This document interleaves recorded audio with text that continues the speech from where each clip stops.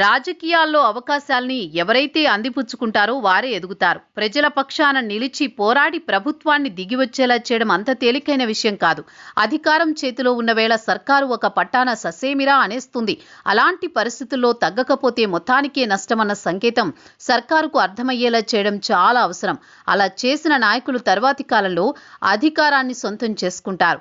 నాయకుడి దశ నుంచి అధినేత స్టేజ్కు తీసుకువెళ్లేందుకు ఇలాంటి తీరే కారణమవుతుంది. సరైన సమయంలో స్పందించే విషయంలో తన టైమింగ్ కు తిరుగులేదనున్న విషయాన్ని తన చేతలతో చేసి చూపించారు కవిత.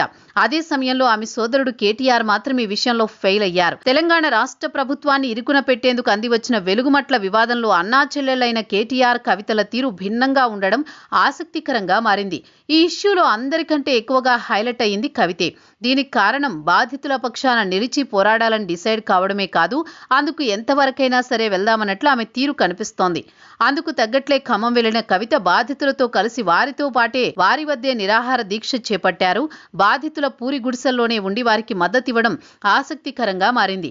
అదే సమయంలో ప్రభుత్వం మీద ఒత్తిడి పెంచేలా చేసింది. అప్పటి వరకు కవిత మీద ఉన్న అభిప్రాయం మారేలా చేసింది.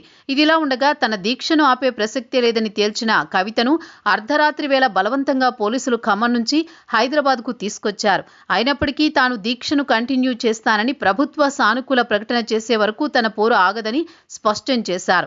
క్షేత్రస్థాయిలోకి వెళ్లి చెల్లెలు నేరుగా పోరు చేస్తే ఆమె అన్న కేటీఆర్ మాత్రం డిజిటల్ మీడియా, సోషల్ మీడియాలను వేదికగా చేసుకుని ప్రభుత్వాన్ని విమర్శించారు. అర్ధరాత్రి వేళ గుడిసెల్ని కూల్చివేతలకు సంబంధించిన వీడియోను షేర్ చేశారు. పేదల వ్యతిరేక ప్రభుత్వం అంటూ ప్రెస్ మీట్లు పెట్టడం, ప్రభుత్వ తీరును తప్పుపడుతూ దిమ్మెత్తిపోసే ప్రయత్నం చేశారు. అంతే తప్ప నేరుగా బాధితుల వద్దకు వెళ్లి వారితో మమేకమై వారికి అండగా ఉంటామన్న భరోసా ఇవ్వటంలో, కలిసి పోరాడడం లాంటివి చేయలేదు. దీంతో కేటీఆర్ కు మించి కవితనే ఇష్యూలో హైలైట్ అయ్యారని చెప్పాలి. తాజాగా రేవంత్ సర్కార్ ఈ విషయంలో బాధితులకు ఇందిరమ్మ పట్టాలిస్తామని ప్రకటించడంతో కవిత పోరుతోనే ఇదంతా సాధ్యమైందన్న మాట వినిపిస్తోంది. ఇదంతా చూసినప్పుడు బాధితుల పక్షాన పోరు చేసే తీరు, చెల్లెలు దగ్గర అన్న ట్యూషన్ చెప్పించుకోవాలన్న మాట బలంగా వినిపించడం గమనార్హం.